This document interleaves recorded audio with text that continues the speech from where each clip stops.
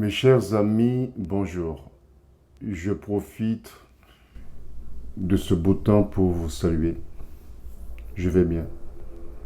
Aujourd'hui, mes amis, je souhaite aborder avec vous le psaume 51, appelé également le psaume du pardon ou psaume de repentance. Mes amis, le psaume du pardon est ainsi appelé psaume de pardon et psaume de repentance, car en effet, il est juste que le désir de repentance doit naître avant le pardon. Ce psaume de David que nous connaissons par cœur et que nous récitons à chaque réunion de prière, pour certains, n'aurait aucun intérêt si le roi David n'avait pas écrit ce psaume dans un esprit de repentance. Demander pardon, c'est bien, mais demander pardon tous les jours pour effacer la même faute, est-ce bien raisonnable? Quand on demande pardon, il faut le faire dans un esprit de repentance. S'il suffit de le dire ou de réciter simplement le psaume 51 du roi David, cela ne sert strictement à rien. Si celui qui demande pardon n'a pas dans le cœur l'intention de changer de conduite, sa prière a peu d'efficacité. Si David s'était adressé dans ces termes au Dieu Tout-Puissant, il est certain que le psaume 51 n'aurait rien donné.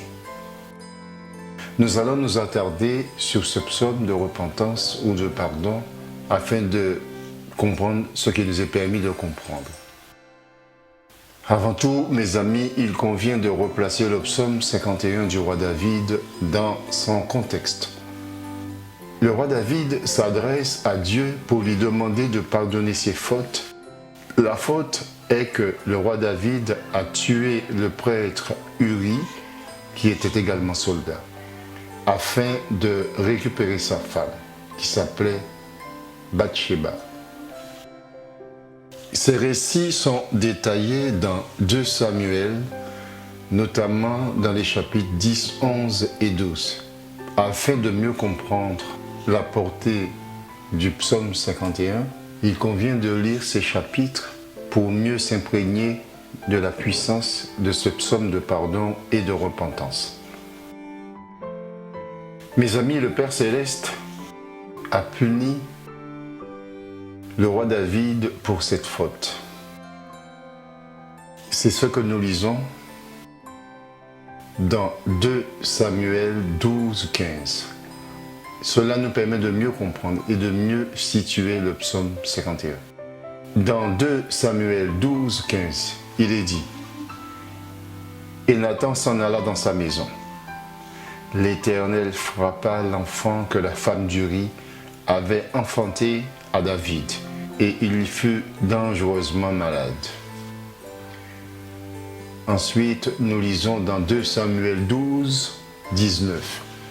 David aperçut que ses serviteurs parlaient tout bas entre eux, et il comprit que l'enfant était mort. Il dit à ses serviteurs, « L'enfant est-il mort ?» Et ils répondirent, « Il est mort. » Alors David se leva de terre.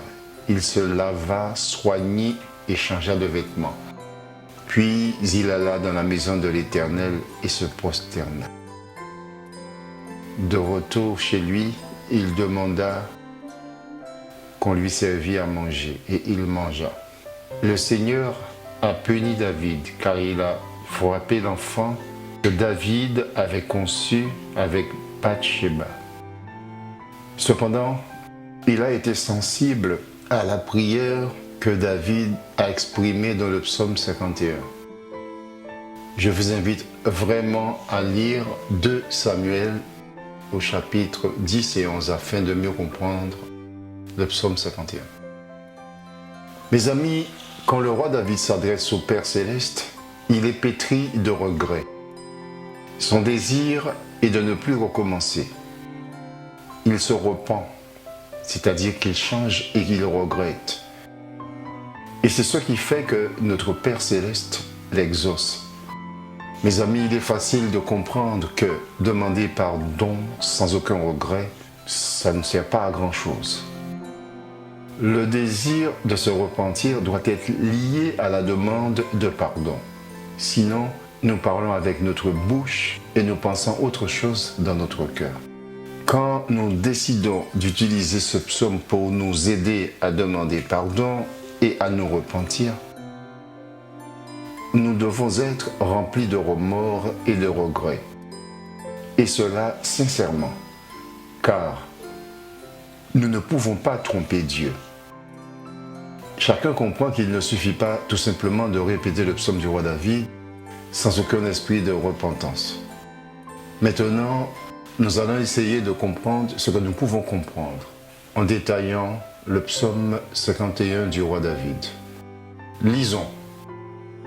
Les versets 1 et 2 expliquent les circonstances dans lesquelles David a écrit le psaume 51. Lisons psaume 51, verset 3. Ô Dieu, aie pitié de moi dans ta bonté. Selon ta grande miséricorde, efface mes transgressions.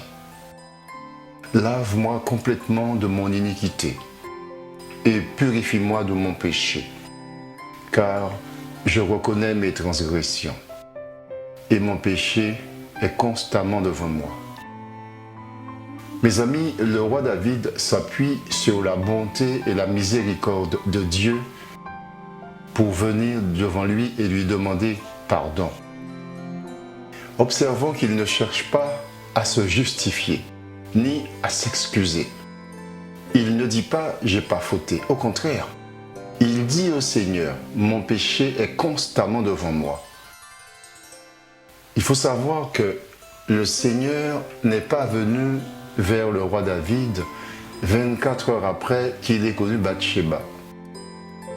Il s'est présenté à David plus d'une année après, ce qui fait que Bathsheba avait déjà eu un enfant avec le roi David. Ce qui signifie que le fruit de son péché, que ce soit la grossesse de Bathsheba ou l'enfant issu de cette relation, est constamment sous ses yeux. C'est pour cela que le roi David dit « Mon péché est constamment devant moi ». Il voit constamment sa transgression devant lui. Il voit l'enfant. Il voit la grossesse de la femme et il voit l'enfant. C'est le témoin vivant de son péché. Mes amis, si nous voulons imiter le roi David, c'est-à-dire réciter le psaume 51, afin que nous soyons pardonnés, mettons-nous dans les mêmes dispositions. Il ne faudrait pas penser dans son cœur « je n'ai rien fait, mais je demande pardon quand même ». Le roi David est convaincu de sa faute au plus profond de son être. Lisons. Psaume 51, verset 6. « J'ai péché contre toi seul, et j'ai fait ce qui est mal à tes yeux, en sorte que tu seras juste dans ta sentence, sans reproche dans ton jugement. Voici, je suis né dans l'iniquité, et ma mère m'a conçu dans le péché. » Le roi David exprime ici son indifférence au jugement humain, car nous devons savoir que le seul juge, c'est Dieu. C'est pour cela que le roi David insiste « J'ai péché contre toi seul », c'est-à-dire que ce que j'ai fait, il n'y a que toi qui puisses me juger. Il s'appuie notamment sur la clémence, la bonté du Dieu d'amour, et il est prêt à accepter sa sentence. Ensuite, le roi David fait taire tout homme qui serait tenté de le juger, en disant « Puisque nous sommes tous nés de femmes, le péché est attaché à nous, et ce, dès notre conception. C'est pour cela que le roi David dit « J'ai péché contre toi seul ». Et personne ne peut le juger autre que son Dieu. Lisons Psaume 51, 8. Mais tu veux que la vérité soit au fond du cœur. Fais donc pénétrer la sagesse au-dedans de moi. Purifie-moi avec l'hysope et je serai pur. Lave-moi et je serai plus blanc que la neige. Le roi David demande au Seigneur de changer son cœur, de lui donner un cœur plein de sagesse. Il veut que le Seigneur lui donne un cœur pur, afin de lui éviter toute nouvelle chute. Il prie le Père Céleste de ne pas tenir compte de l'extérieur, mais de regarder son cœur et de le purifier afin qu'il soit agréable devant sa face. Pour se purifier, à cette époque, le rituel consistait à réaliser des cérémonies avec l'hysope.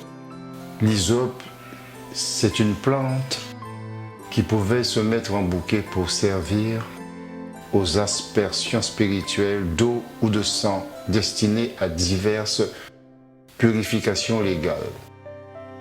Aujourd'hui, mes amis, sous la nouvelle alliance, l'hysope, c'est le sang du crucifié. C'est le sang de Jésus. Et c'est ce sang qui nous purifie. Aujourd'hui, il convient par conséquent d'ajuster notre prière pour qu'elle s'adapte à la circonstance. C'est pour cela qu'il est dit parfois « Purifie-moi avec le sang de Jésus et je serai pur ». Lisons. Psaume 51, verset 10.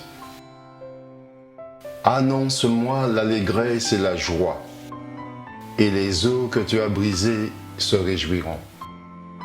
Détourne ton regard de mes péchés, efface toutes mes iniquités. Ô Dieu, crée en moi un cœur pur, renouvelle en moi un esprit bien disposé. Le roi David était dans une grande désolation, due entre autres au comportement de son fils Absalom.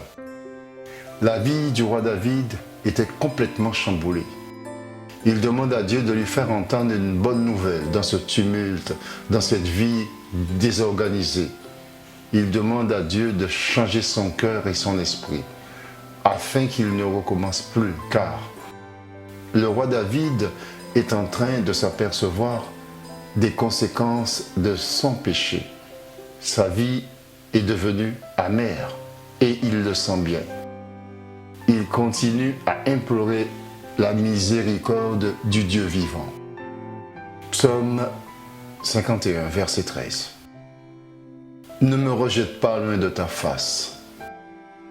Ne me retire pas ton Esprit Saint. Rends-moi la joie de ton salut et qu'un esprit de bonne volonté me soutienne.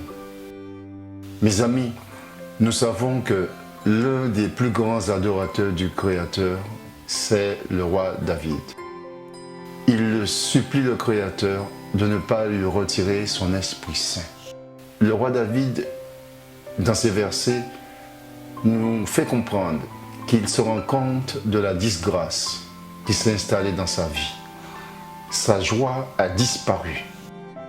Il est noyé dans la tristesse, dans la désolation, à cause de son péché. Nous pouvons comprendre que si cela est sincère, le Dieu d'amour n'a pas d'autre choix que de l'exaucer.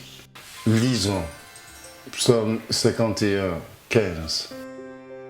J'enseignerai tes voies à ceux qui les transgressent, et les pécheurs reviendront à toi.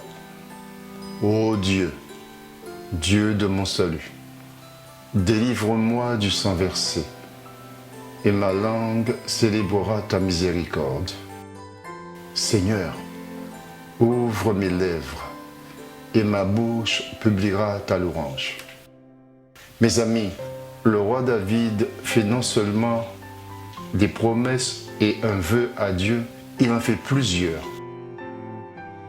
Il fait des vœux et des promesses à Dieu, dans la mesure où Dieu aurait pitié de lui. Il dit, je te promets de ramener vers toi les pécheurs, si tu me pardonnes. Je travaillerai à te ramener des pécheurs. Je les ramènerai à toi. Le roi David sent qu'il est prisonnier du sang de sa victime, c'est-à-dire le prêtre Uri. Signalons au passage que ce n'est pas David qui a porté le coup mortel à Uri, mais c'est bien lui qui porte la responsabilité de son âme. Lisons Psaume 51, 18. Si tu avais voulu des sacrifices, je t'en aurais offert, mais tu ne prends point plaisir aux holocaustes. Les sacrifices qui sont agréables à Dieu, c'est un esprit brisé. Ô Dieu, tu ne dédaignes pas un cœur brisé et contrit. Mes amis, le psalmiste sent qu'il est privé de la grâce de Dieu. Il cherche le moyen de se sortir de cette impasse. Il argumente à nouveau et il dit au Père, « Mon esprit est brisé, mon cœur est humilié.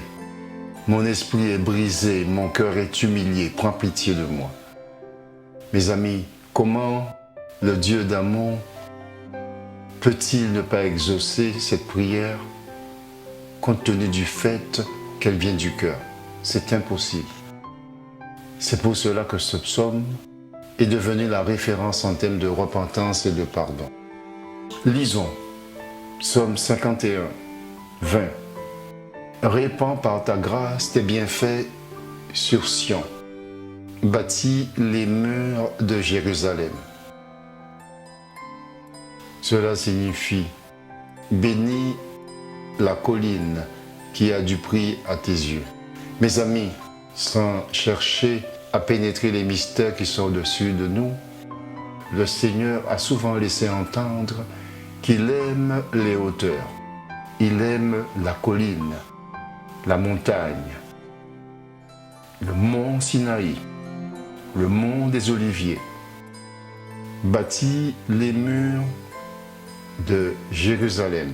Mes amis, Jérusalem représente l'Église en majuscule. Le roi David lui dit, « Bénis cette ville qui t'est chère et construisis ton Église. » Psaume 51, 21.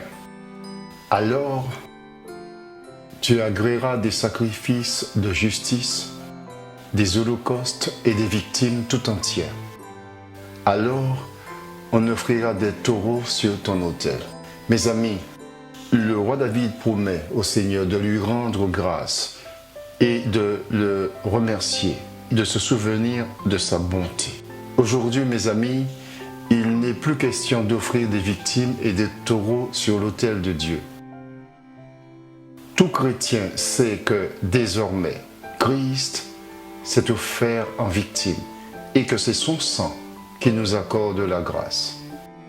Il convient par conséquent d'actualiser nos propos afin que nos prières soient cohérentes, car c'est le sang du Christ. On n'a plus à offrir des sacrifices sur l'autel de Dieu. Christ l'a fait déjà.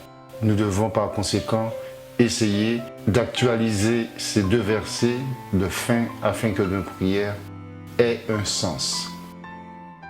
Que Dieu vous bénisse.